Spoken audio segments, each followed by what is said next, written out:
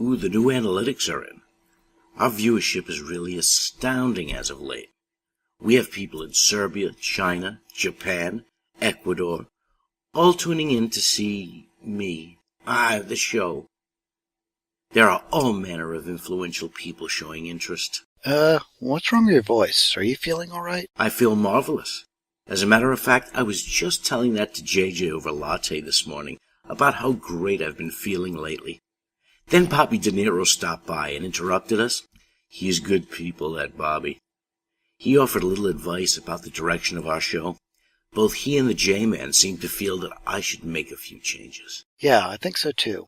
I have a few great ideas for some opening skits we can do in the next several weeks. They could be really funny. There's a great one with Lascaux I've been thinking about. He shows up in the studio with... Yes. Anyway, they think I need a new sideman. Someone with a level of celebrity a little closer to my own. So I talked it over with my agent and... Your agent? Since when do you have an... And he got me the perfect match. There are no limits to how far this could go now. I'm sorry about all this, but you understand. It's all for the good of my show. You should be happy for me. You're replacing me? I knew it. And I'm supposed to be happy about this? Of all the egotistical, self-centered, and inconsiderate, I'll show you happy.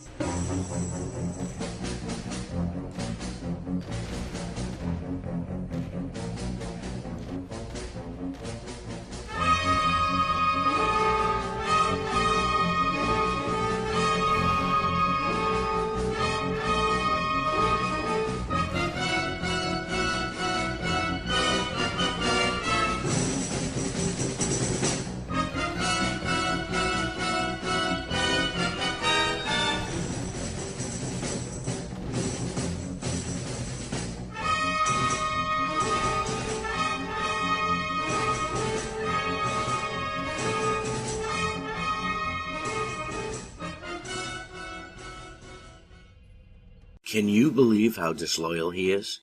And all this time, I thought he was my friend. It just goes to show how a little success can change some people.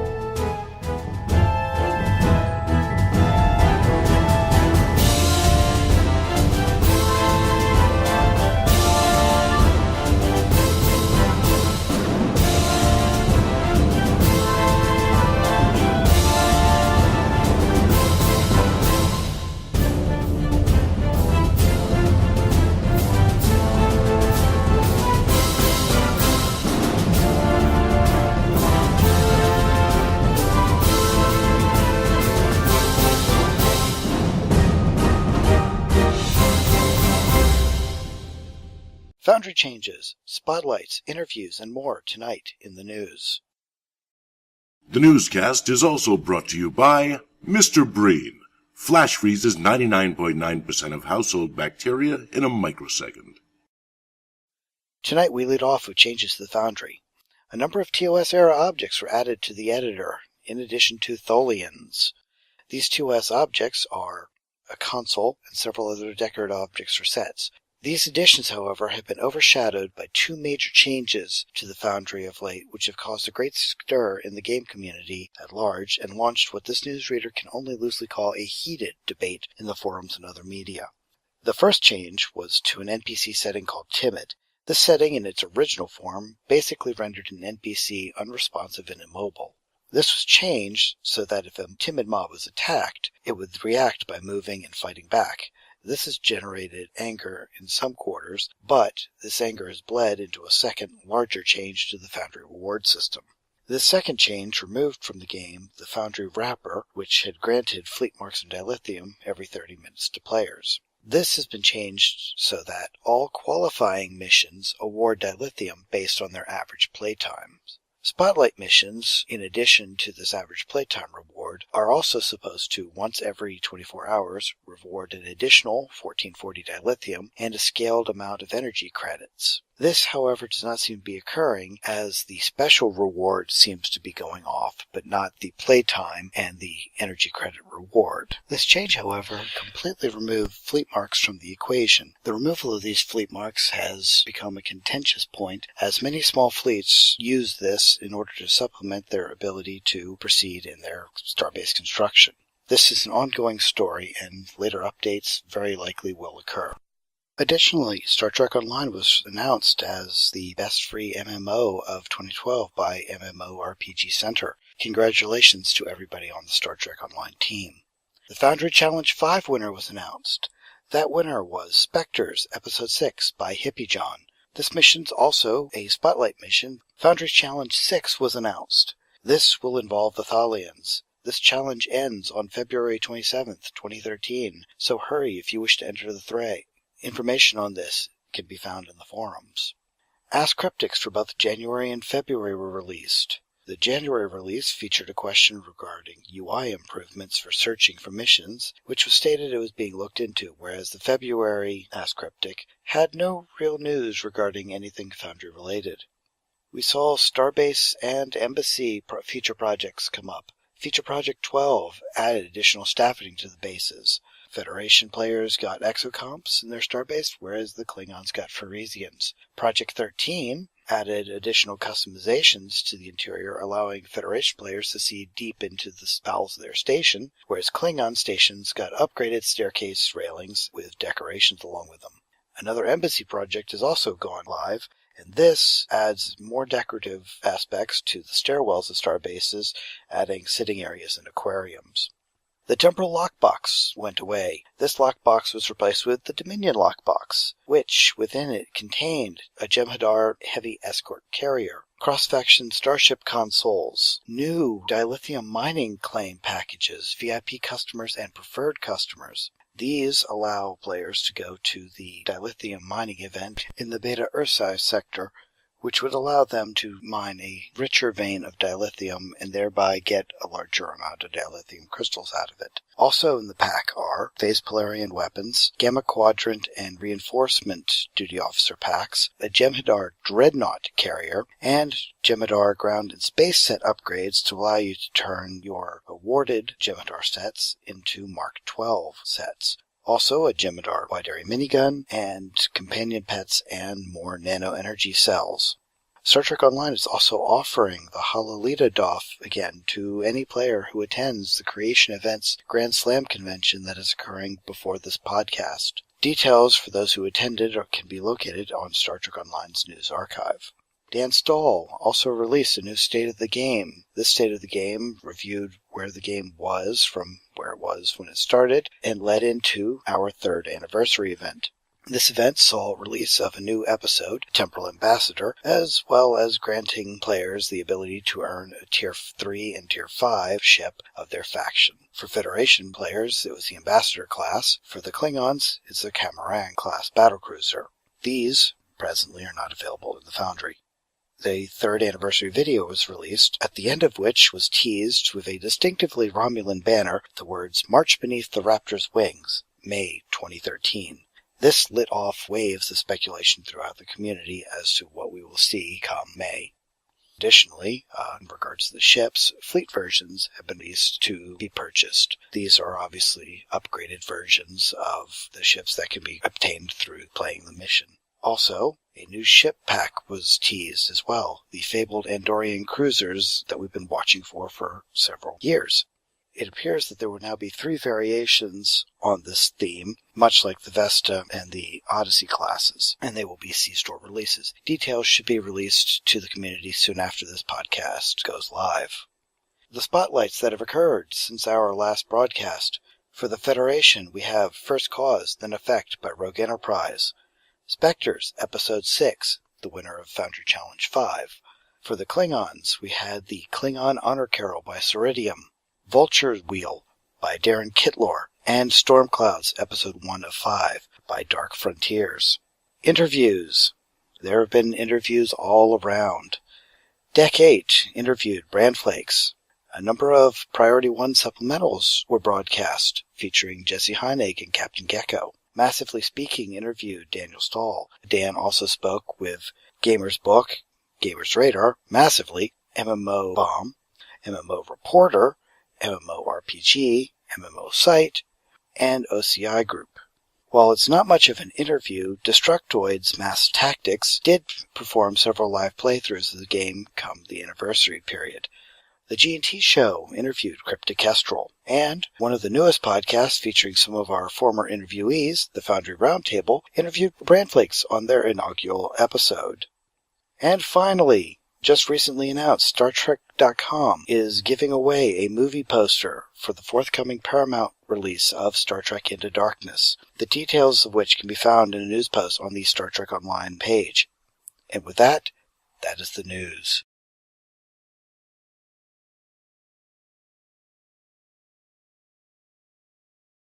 Welcome to Episode 20's Mini-Mission Review.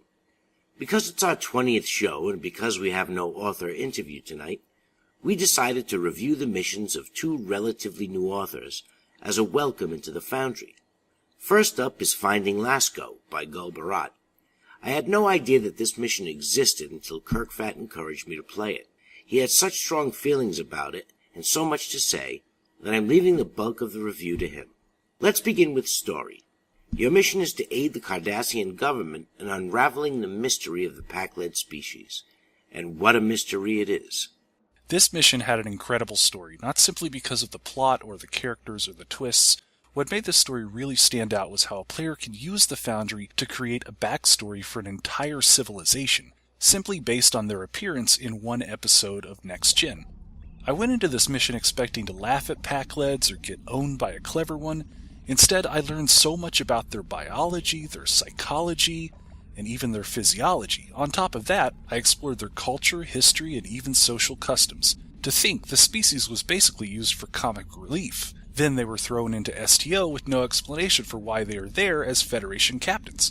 A Foundry author created their civilization. He even explained their presence in STO. Now I care about Pac-leds. I want to learn more about them. I'm even considering rolling an alt. Bravo. We gave story 5 big stars. On to map design. All stock maps were used, but some were slightly dressed up. Kirkfat will explain.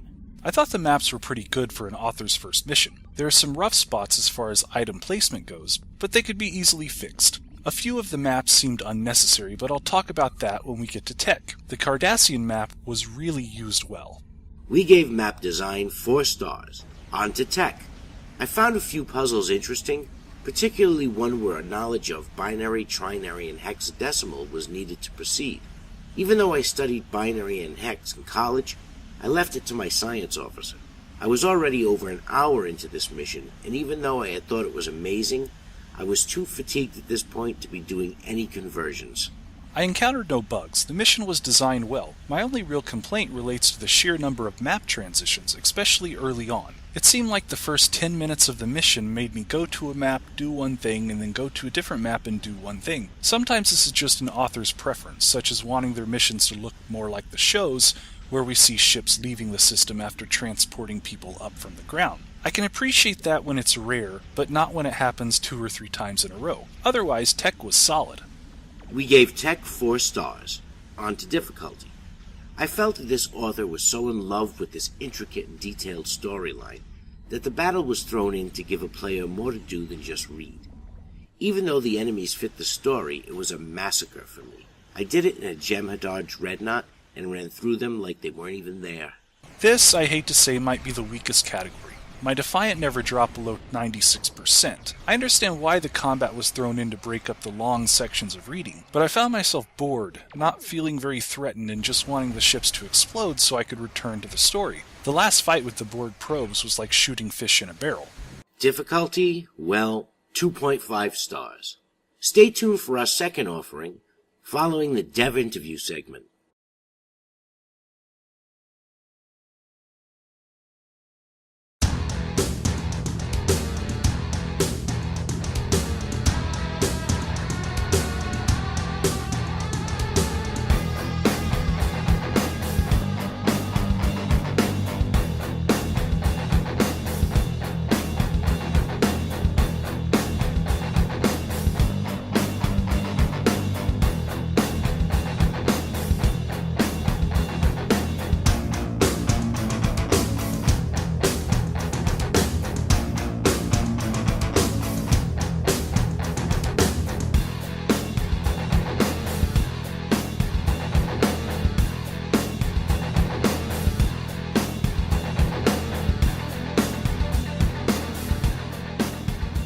And hello Stowe community, welcome to part 7 of our Back to Basics tutorial series. In this tutorial I'm going to talk about branching and the various tricks that you can do to add branching in your mission using triggers and pop-up dialogues. Really dialogue bubbles that you place directly on a map. And so far, as you've learned the Foundry, you've probably thought of it as a pretty linear tool, as a tool to tell a rather linear story. After all, there's the storyboard, and it's one task followed by another, followed by another. You can sometimes add variety. For example, you can drop one thing on top of another to create a complete all objective, and that means when the player gets to this spot in your mission, they'll have to do everything you put in a complete all box, but they can do it in any order that they want to do it in. So that does add some variety, but at the same time, they have to do everything. So there's not really any branching involved other than decide which direction you want to go and then come back and run the other direction. However, there are some things that you can do with triggers to add branching choices. And let's go to our ground map on Vulcan. Our Vulcan diplomat's still there. I think she's also in the storyboard. Let's take her out of the storyboard. Okay, we'll go back to the Vulcan ground map. And if we click on her, she has this option, has default text. And if we go into the advanced dialogue editor, we can create a much more elaborate default dialogue for her. Oh, come on, work with. We can create a much more elaborate default dialogue with her that could involve different choices or different options, and each of her buttons here has triggers. So for example, if on the map there were different consoles that a player could interact with, and say these consoles weren't in the storyboard, but they're just set on a map and maybe they're set to disappear using this component complete. Now they don't have to disappear, because you could put a second console set to appear when the first console disappears. So from the player's perspective, they're just interacting with the console. And you can do that in many different areas of the map.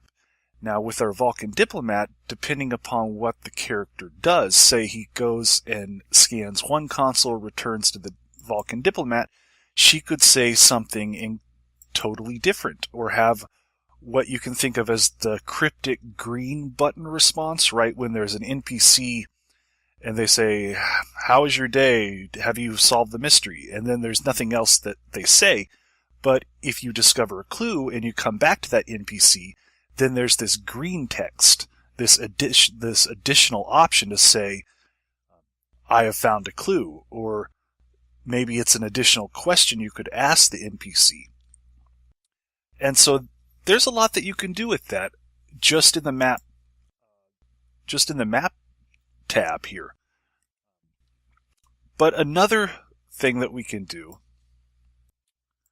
is, let's go back to the storyboard. We'll put talk to contact, dialogue with contact in there. We'll specify the text. Let's talk to diplomat. And we'll select the diplomat.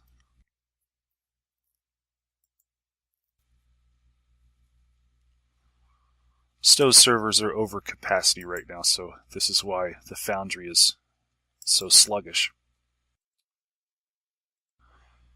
And it doesn't really matter what she says for this tutorial. Now, in the storyboard, the task is to talk to her.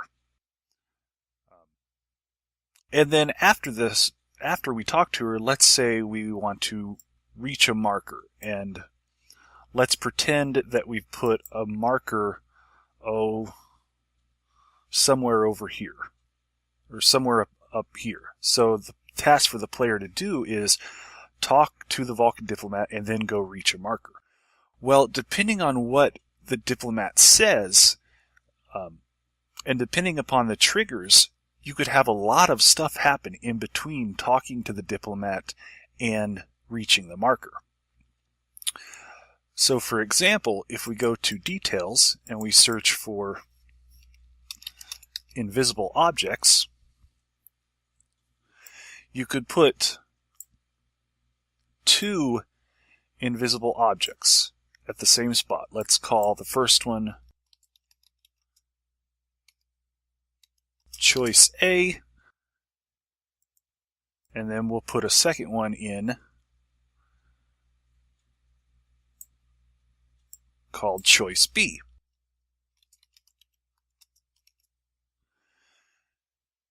Choice A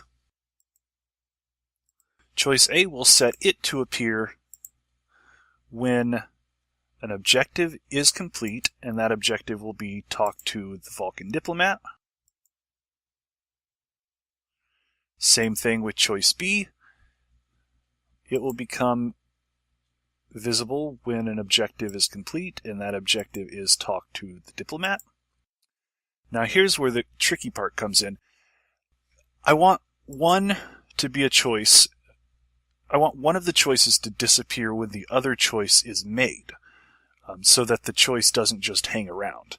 So with choice A, we'll want it to be invisible, go invisible when a component is complete, and that component will be choice B. I hope that makes sense. And then choice A, or choice B, will become invisible if choice A is made.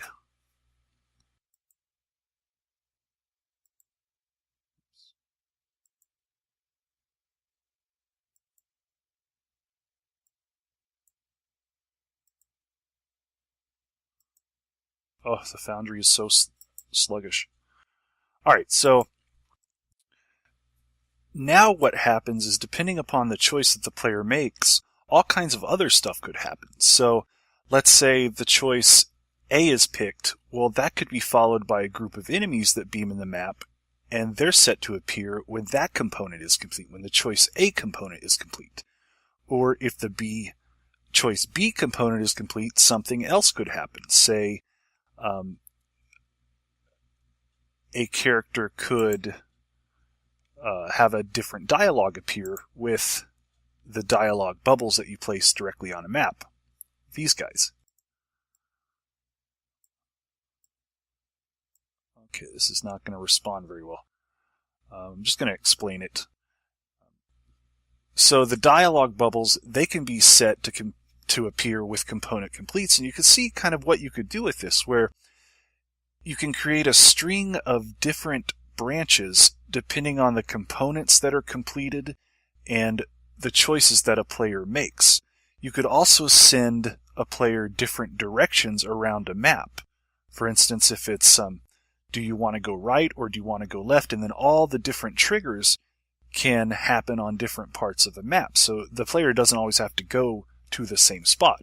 Now, eventually, despite what you do with all these triggers and components, the player still has to reach that marker, regardless of what choice they make. So that's something to keep in mind. That really is the biggest limitation of branching, is that you're still stuck in the end with a storyboard where the task has to be complete regardless of what choice the player makes. Something also to consider when you do play around with this is it can be very confusing for players, because players are trained to play Star Trek Online in a certain way, and they watch for that go here, do A, scan something else. And when you do this with triggers, you have to kind of disguise it in the story tab, because you don't want the player to see the task of go reach the marker immediately. You want to disguise the task as keep exploring or look for clues. And so when it comes to the point where the player needs to find that reach marker that is tied to that task in the storyboard, you really have to rely on other things like an NPC to say, hey, you go there. So keep that in mind. I mean, there's some really creative things that authors can do with triggers and branching dialogue and pop-up bubbles that you add to the map. But please keep the player in mind also, because it can confuse them when there are too many optional objectives without clear enough instructions on where to go. Okay, I hope that helps. Sorry that the performance of the Foundry isn't really good today, but I hope that's useful to you. Okay, thanks.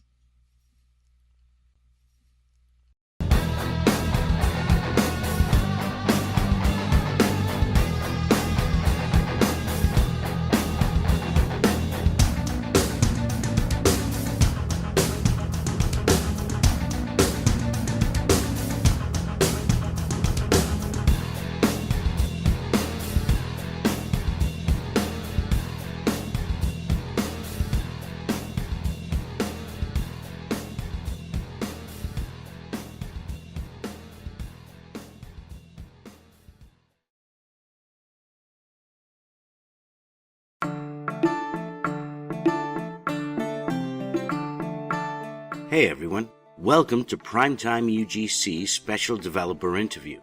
Tonight we are doubly fortunate to have not one, but two devs on our show. We're really pulling out all the stops for our 20th episode. Sir, why don't you do the honors and let our viewers in on who our guests will be? Love to. Our very, very special guests are Zeke Sparks, lead designer for the upcoming MMO Neverwinter, and Rob Overmeyer, executive producer. They're here to let us in on the details of this exciting new game, which is going to be, among other great things, a Foundry author's dream come true. That's right. We're also going to be presenting this interview as we've never done it before. We've got our signal relayed through a state-of-the-art chronotonic satellite system that will allow our signal to traverse space and time, so we may glimpse into their realm. So let's flip the switch and bring on our distinguished guests, all the way from Protector's Enclave. Welcome, please, Zeke and Rob.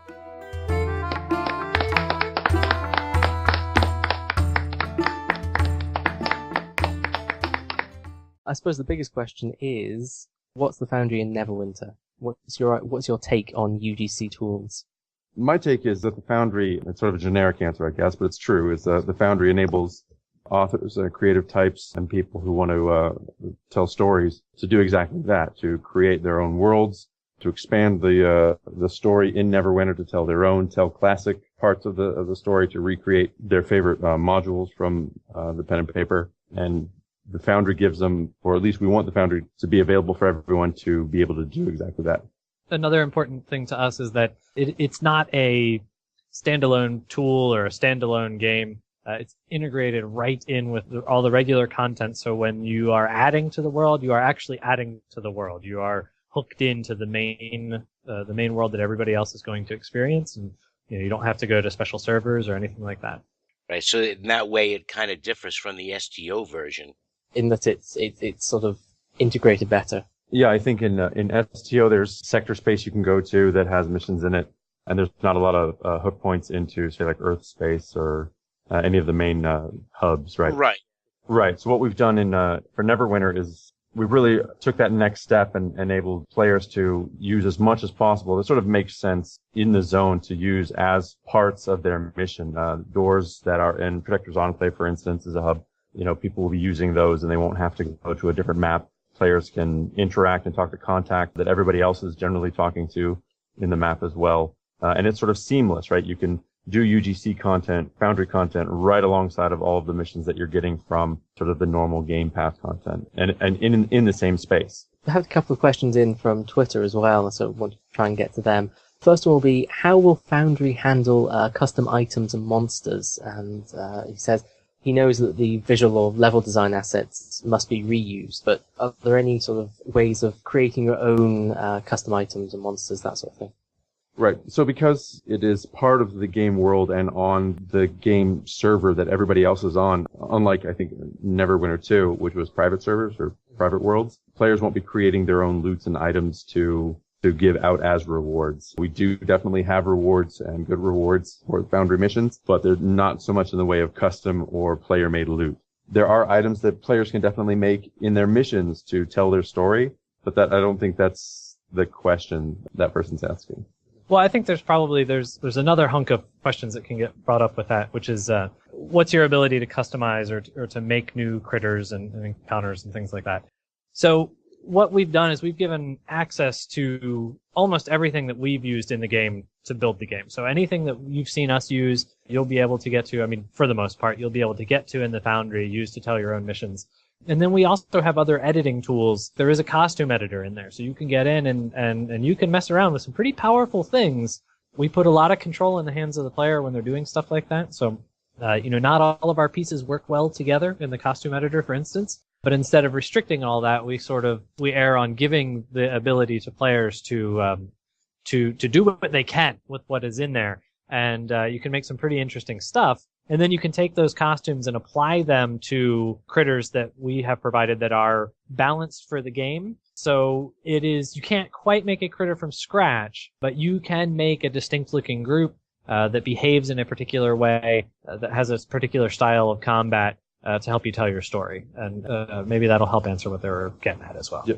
One of the other things that we also allow, and it's a recent addition to the Foundry, even for us, is the ability to take those same encounters and groups and then name them. So, if you want to have a special name for an encounter or a group of critters that you created custom costumes for and everything, although you have a template for the combat, you can really change not only just the look and feel, but the names, and you can have that be consistent across all of your quests and campaigns. So you don't necessarily have to stick with just the names of the critters and critter groups that we have in the game. There's one thing we've always been hoping for and looking for in certainly Star Trek Online's Foundry is, will we ever be able to have our own sort of, even if it's not a publicly shared template library as such, will we be able to save out, okay, I want this costume and I want to just have this NPC and I want to have them in all the missions in this campaign? We'll be able to sort of share our assets between campaigns without having to remake them each time. That is something that we are keenly interested on getting as a feature for the Foundry. We have a lot of things that we are very interested in and hopeful to get for launch. That is very high on our list, is a shared asset library for our authors. And no promises. I totally don't want to get your hopes up. So I'm not saying that's a lot of things. But we agree with our authors and think that that's a very useful tool. And also, it's launch isn't the end. So launch is just the very beginning, right? So we will continue supporting the tool and supporting what is available in the Foundry as the game goes along. So even if we're not able to swing that for launch, something that's going to be high on our list to get to users as fast as we can. Don't worry, Foundry authors were very patient people in the end. Oh yes, oh yes. So long as we get what we're after in the end, we're quite happy. Well, here's an obvious question. How much can you tell us about that right now?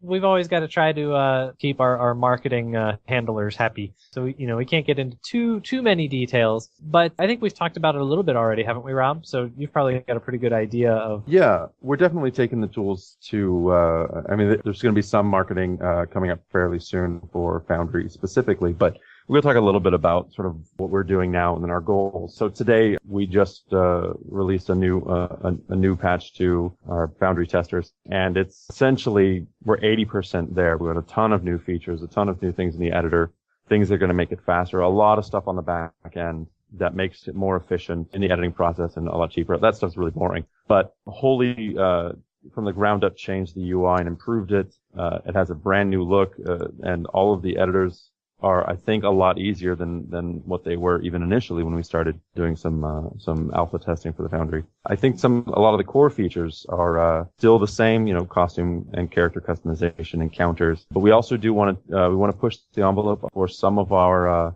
I'll call it AI. It's not AI scripting or anything, but we're getting more things than we've had in the past for different sort of properties and things that our AI can do. So that's one of the big things that we're doing for Neverwinter Foundry, as well as a lot of things that are really geared towards the community and the authors getting their stuff played, recognized, and noticed. Right, having their content be right in the normal flow in the path, and having a normal gameplay path going to NPCs that give out Foundry content, special contexts that feature content that authors have built that start in the area that the player is in. We have featured content as well. Star Trek kind of has this now, right? We'll get authors and from the community that have made some really awesome stuff and feature that so everybody can see it and get a chance to play it. So really we're going full force in the Foundry for support and updating it, and we really want to make an experience that is as great as it is for the authors to be able to tell their stories, for our players to be able to engage with those authors and the author community to play us. What sort of rewards are Foundry authors going to be able to get from making missions and having people playing them? Is there any sort of specific loot set or something that they'll be getting, or what? Well, I don't want to go too much into the exact rewards, but definitely there's going to be achievements for both authoring and for the social aspect of the Foundry. So sort of a DM-ish, right? DM ranks. The more you make and the better you make and the more stuff you do as an author, there are rewards and achievements and perks for that, as well as for people going and playing your stuff. There's also rewards for you as an author for people playing your stuff, as well as for the people that are playing. They can get perk for playing Foundry content. So we really want to get everybody together. Yeah, and the other thing is that we are trying really hard to make sure that the rewards that you get for playing Foundry, on top of the specific rewards for it being Foundry, just the normative rewards for playing missions inside the Foundry, we're trying to make sure that they parallel the rewards for the rest of the game as closely as possible, so that you're not penalized if you're going in and you're playing something that was written by another player. You're on the same sort of advancement schedule. We're making sure that the game can respond to you whether or not you've played our content or content made by other players. We want to make sure that there's not really a difference there. Okay. And so, we're getting as close as we can to that, which I think is going to be pretty neat. Yeah, certainly. So is it fair to say that Neverwinter was originally designed with Foundry in mind? Oh yeah, you bet. Yeah, that's to us that's a huge part of our game. Making sure that players have the ability and the tools to get in and easily kind of create and tell the stories that they want to tell. And it's certainly something that we want to make sure that has happened in that we like in our games in the past, and that in previous games in and around Neverwinter, that was a huge deal. And so we want to make sure that we support that. And again, like I was saying before, not just giving you the ability to do it, but by trying to make sure that we integrate it as much as possible. So that it really is kind of a seamless play experience for somebody that wants to get into to user authored content. We were talking about sort of the integration of the content. Not only do we have large exterior maps, we have also templatized maps. I'll go through the whole thing really quick. We have we'll call them templates, where imagine sort of rolling hills or happy meadow, river, bridge map. We have sort of different sort of template maps that then you can lay whatever you want on them, and they're exterior maps. And then we have template maps that are sort of archetypical to standard geography, and they've got some details in them so that you can jump in really quick. Like if you don't want to build a forest from scratch, you can get a forest map and then put some stuff in it. But even better, or the next step from that, is that we have the ability to create interior maps from both prefab kits and also be able to create your map from the ground up, room by room by room, and add all sorts of trappings and trimmings to that. So that's something that is we are really excited about for Neverwinter, for the authors to be able to create not only their custom exteriors, but also to create custom room by room interiors with all their own assets placed and everything detailed down to the last bit, just as they want it. One sort of slightly technical question is things like we've always struggled in the Foundry in the past with sort of item limits and things like that per map. So do you have any idea what the limits are going to be on how many items we can have in a map, or how many maps are in the mission story sort of thing? Well, we are still working on we're working on our budget stuff right now. We've made a lot of improvements for sort of the weight of missions on the database and stuff like that. So we can probably extend those numbers a bit, but we definitely do need to conform to some budget. So that's currently in flux. I believe that we can definitely go over what we currently have in or what is set up in Star Trek, but it comes to you hit a wall, eventually. If you can I guess you could physically put every single critter and every single effect and every single sound in your mission or your map, and you could publish it, but as soon as anybody plays it, it'll come to a complete stop and crawl for them. And that's not really, we want to make sure that everybody can tell a really good story and have as much as they possibly want to put into that story, but also that everybody playing it can have a really good experience. And I'm sure any authors, although they want to pack as much as they can into their maps, they also want players to be able to experience that and have a really good time without things like lag or having to load a bunch of assets. So it's sort of a roundabout way to answer your question, but we're working on budgets. We're trying to extend them as much as we can so that people can have as much as possible in. But there will definitely be a limit on the number of quests you can have in a campaign, Right. and the number of maps you can have in a quest, and then definitely a cap on the number of assets. The biggest question is really size, and I don't think we tackled that in Star Trek. There is just a cap on the number, but you could put 50 mountains in a map, and that doesn't really stay true to sort of the spirit of the budget system of the cap. So we're going to try to be a lot smarter about it and still have give everybody enough flexibility and freedom to make what they want. Something else that's just come on Twitter. Will we be able to make PvP Foundry areas? Things like that. Or at least make PvP maps in the Foundry. That's another one on the list that we love the idea of. We really want to be able to do that. It starts getting more complicated than it seems at first glance. Yeah. Which doesn't mean we can't find a solution for it, but it's difficult to find a solution for that works really well.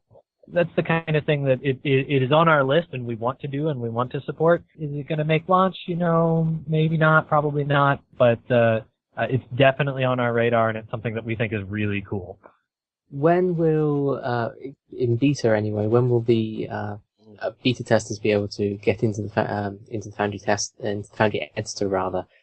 Or do you know which beta weekend that'll be? We definitely have the alpha testers, and I guess technically we would. I might speak out of turn, but I'll just go for it. It is very likely that we will have we will be in alpha in Foundry and have we have a group of people that are using the Foundry right now and helping us and doing some amazing things. I think on the beta weekend one, their content that they made was what everybody was playing. So that was really very cool to have, to see those and played, on all of those streams. But I'm definitely not done inviting people. In fact, if you guys know anybody that wants to get into, the Foundry Alpha, you can let me know. I am definitely not done getting people in. I want more and more people to get in, test the tools, check the tools out, tell us what they think about them, everything and anything that they can say about them, and I'm interested in hearing. So, it's kind of weird, right? I mean, there is a beta going on for the Foundry, and it's a little bit, it's separate than these, the sort of the focus beta weekends that we had, just a bit ago. Yeah. So. I'm sure we'll be able to find some people for you. Oh yeah. I heard one of you guys, both of you guys are in right now, or you can go ahead and say it, I guess, if you are. Yes. Yes. Skirting around it. NDA, do you exist? That brings us on to a little bit of another question that's things like the EULA for Neverwinter. Do you know how it will work with people being able to use sort of existing characters, both game characters and also just standard Neverwinter characters as such that have existed in the IP for goodness knows how many years? Will we be able to use them in the Foundry, or is that going to be an issue, or do you just not know yet? That's a really good question, and I don't know that I have the answer for that right now. There certainly aren't going to be any extra characters created just for the Foundry on our end. Whether or not you'll be able to sort of make your own if it's a character that we haven't created and put in game. I'm not sure, and we'll have to follow up on that and make sure that it's clear to the authors what exactly is allowable. Yes, we certainly had some great debates about that in Star Trek Online. Can we use this person? Can we not use this person? Yeah. I guess my more appropriate answer is I should have said I'm not sure. I'll let the lawyers answer that. Well, we have a lot of actors involved on the STO side that determine that, the likenesses and so forth. Right. Actually, one question that just sprung to my mind. People were commenting during the beta weekend about scaling in the maps, specifically for mobs, for the NPC groups. Do they scale depending on your group size, or are they sort of flat these are the stats, Yeah. it's the number of mobs. So the scaling that we do for UGC is based on the level of people going into the map. The game itself doesn't actually scale mob size based on your team. There are areas of the game that are single player friendly, and I mean you can certainly group there if you want to, but the difficulty level is tuned for a single player. And there are areas in the game that are tuned for 5-man teams, and those are they spawn harder monsters, which are elite versions. And we're looking into seeing if we can give the ability to have authors be able to tag for 5-man content. But as far as actually scaling to the team size actively, we want to make sure that the experience inside the Foundry matches the game itself. Since that's not something that we do in the main game, that's not something that we want to activate in the Foundry. Oh, actually, that also leads on to another one. See, so you've given me questions here. You were talking about leveling, it sort of bases on your level. Will there be any sort of level-gated content in the Foundry? So, for instance, in Star Trek Online, certain mobs can only be used at, say, level 35 plus and things like that. Does that exist in Neverwinter? So we've done our best to make sure that we have as much freedom as possible for the authors to make whatever they want. So we don't have specific restrictions on critters per level. The reason why is because it gets a little bit messy. The author has to pick something, and then only some people can check it out, and then if they try to talk about it. So what we've done instead is we essentially, unless it completely breaks and we work with the community and they decide absolutely not, we want level restrictions. The likelihood of that is probably low. But anyways, what we've done is we've taken those same critters, those groups of critters and encounters, and we've sort of made sure that they are appropriate to be able to deal with at lower levels and at higher levels, if that makes sense. Even though an author may put some encounters that are relatively hard to deal with, if someone at a lower level, and they were thinking that maybe level, 40s or 50s and so on, we're going to play this stuff. If that same mission was played by somebody who was level 20, they would most likely be able to handle it. They may need to get a buddy, but they're not completely demolished by it. So we try to be pretty smart about what we think players can and can't handle based on the powers that the creatures have. So that same creature spawning in at level 50 or 60 or 70 or whatever going up, the powers that they use at those levels may not be used at the lower levels. So super comet attacks from space may not happen at level 10 per se. So that's how we were trying to want to get around so people can still have fun, still have the author's mission to Foundry be accessible, and not get really frustrated on both sides, the player and the author, when people are saying, oh, I can't play your mission, it's too hard. Instead, they can say, oh, I played your mission, and it was great at level 10 and at 20 and at 30, and so on. Well, I have one more question before I hand over to you guys to have the final word, and that's, will we get dragons in Foundry? Yes. I'll just say yes. Yay. Oh, and actually, leading on from that, will we get 3-headed dogs? It's just a personal thing. I don't think that'll happen for launch. Damn. But yeah, we're trying to make sure that the dragons will actually work for Foundry. Now, can you put them in a 10 by 10 room? Probably not. But we'll try. Yeah, we'll try. I'm sure somebody will probably find a way to do it too, and it might be the best thing ever. I don't know. Just to sort of cover what I said, just to make sure that nobody in marketing or legal yells at me. I think yes, there will be dragons. It will be appropriate and maybe not giant dragon fights for launch. Maybe something that we save for something cool. But I think it's integral to Dungeons and Dragons to have Dungeons and Dragons. We also, just to make sure that that's covered, we'll have dungeons. Oh, wow. Yeah. Wow, I didn't know that. We're forward-thinking people. I've never heard someone talking about dungeons as being forward-thinking before. Well, actually, I just have one very final question before everything. I have lots of final questions. You'll learn this about me. What's your sort of plan for new features? Do you have big features that you want to add to the Foundry after launch or? Absolutely, yes. I can just cut you off there. We have a huge list. We have a list that is driven by our authors, driven by authors from Star Trek and the authors that we're working with now in Neverwinter. We have a lot of really passionate people here at Cryptic that are authors themselves and just want to see so much happen for the Foundry and want to do as much as they can for it. So we definitely have our launch list. We have our just after launch list. We have our updates, 1, 2, and going on for features that we are definitely passionate about and eager to get out to the community. And the best part of that is that we're 100% on board, and I hope our community of authors is as well, to working with them to find out which of those features and additions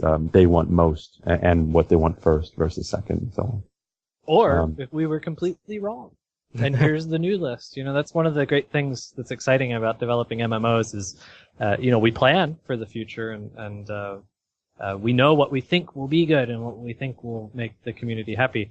But once it launches, all of that can change and listen to the community and, so we like to think that we're pretty smart and that the lists are pretty well thought out and, sometimes they are and sometimes we find out, wow, nobody cared about that.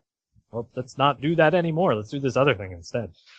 So that list that we've got is tentative and can and will totally be rewritten based on what the actual players want. Well, so long as the cutscene tool's on the top, it's all fine. Oh my goodness. You're making me sweat. Yeah. After launch, are any of the Foundry team for Neverwinter going to go back over to STO and maybe upgrade any of that? Well, it so the answer to that is that launch doesn't stop work for us. So once we launch, very little changes for the development team. We continue adding on to the game, and we continue supporting it. So there's not a lot of personnel moving that happens right after launch. Now, all of Cryptic is based on the same core technology, and so there are things that we develop that are constantly getting pulled from our project and added back into Star Trek to make sure that continues to improve. So it winds up kind of being up to the Star Trek team which features we are doing that will work for them, because not all of them will. We have a really nice interior map editor, which would be great to see in Star Trek, but will it work? It might not even work with the way that things are set up on Star Trek. So it's kind of up to them to sort of evaluate that, see how hard it would be to retrofit it for STO.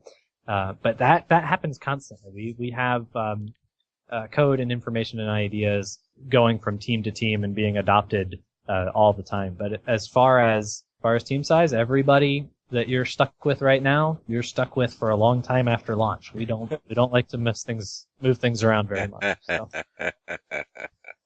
Well, I think that's all our questions. Well, fantastic. This is where we sort of hand it over to you guys to say, what do you want to reveal to us, or is there anything you particularly want to say to people in general? I think Rob and I have done a pretty good job of maybe getting ourselves in trouble here already. But I just want to say, if you want to say anything to the viewers or to the future UGC users. Yeah, well, I just wanted to say thanks for giving us a chance to get on and talk about it, and I hope you're enjoying what you see, and I hope that means soon we'll let you guys be able to talk about it, and you can sort of tell everybody else what good stuff we've done. And I hope people are really going to enjoy the ability to author and the tools and power that we're putting in the hands of the users in Neverwinter. So yeah, get in and check it out. The only addition I have is the Foundry and UGC and authors don't stop at the creation in Neverwinter. I had said before, we're very passionate and eager to start working with the community and getting everybody in and making content and connecting people. The Foundry and its authors and the content that they make is as much a part of Neverwinter and every player of Neverwinter's life. And that's something that we are dedicated to making happen, and the support of that community just be rock solid, and get everybody together and see the amazing world that the authors create and get people to play it. So I'm just really excited, and I can't wait till everybody starts making stuff. And thank you again for the opportunity. Thank you very much for coming on.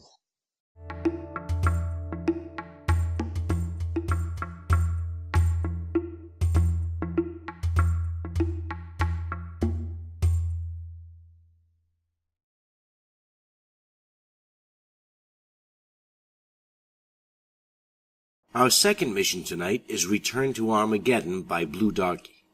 This is another Federation mission that touchstones on an original series mission entitled Taste of Armageddon. Any fan of TOS already knows the setup, but the author thought to give the player a brief synopsis upon entering the first map. From here on out, most of what you get is in the action. The mission does have a coherent plot, so let's begin with story. I have to say that I was really excited when I started this mission to learn that it's a follow-up of one of my all-time favorite original series episodes. The initial briefing in space got me pumped to learn everything I could about what had happened between the time of Kirk and the time of STO. It's a perfect use of the Foundry, and it's a real challenge given our library of assets. There are so many episodes where Kirk destroyed a supercomputer, and that's prime territory for Foundry authors. So I was a little disappointed that it turned into a combat mission with a light story. It was still a really fun combat mission. I found the few characters quirky and the feel much less preachy than its predecessor. The series of events in this mission are all reasonably explained. It was a good try for a newer author, and if he so chose, could go back in and really add more depth to it. He left himself room for filling out this tale. We gave story 3.5 stars. On to map design. Not much customization in space, but it was cool to battle at the space station. Other than some customization of the generic Federation interior, it felt a little sparse. It's a good example of how an author can make a very fun mission without going through the headaches of crazy building.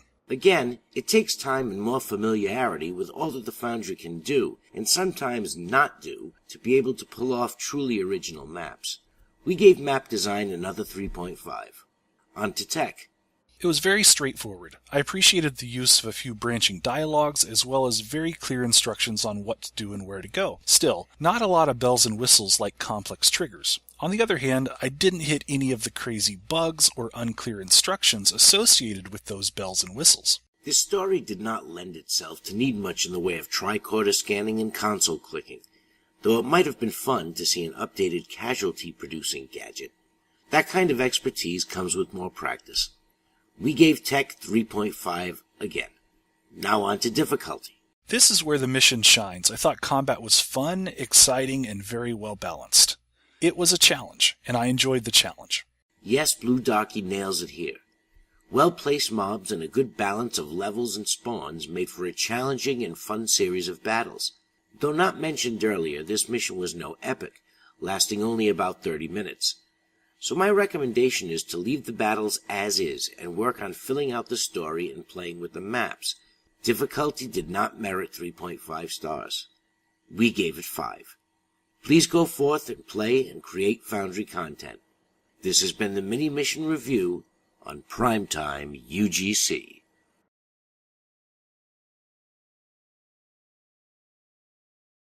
Hello, and welcome to episode 20's Published in Primetime. There are a few first-time authors on the list this time around, and we also have missions for both factions. It's an exciting time for PrimetimeUGC with the upcoming release of Neverwinter Online. We will also be listing new quests and campaigns that are sent to us via mailbag@primetimeugc.com when the time comes, so be sure to tune in. First up, as usual, are the Federation missions, and starting the list is Protect the Trade Route by XCOM 43, Battle Group Chaos Rumble by Torsten 1009, an Engineering Assortment by Gamma Delta 1, Mirror Invasion, Friend or Foe by Gamerboy 100, Battlestar by First Timer Unknown McCloud, Cubageddon by Juan 5, Project Vortex by Sander 233, Mission of Mercy by Trekkie 1134, and finally, Return to Armageddon by Bluedarky. And on the Klingon side, A Warrior's Academy, Mission 1 by DJF021, and the KDF version of Battlegroup Chaos Rumble by Torsen1009. That's the list for episode 20. We hope you enjoyed the show. Remember to submit your mission titles to mailbag@PrimetimeUGC.com or post them to the Promote Your Foundry mission thread on Stowe Forum. Thanks, and we'll see you next time on Primetime UGC.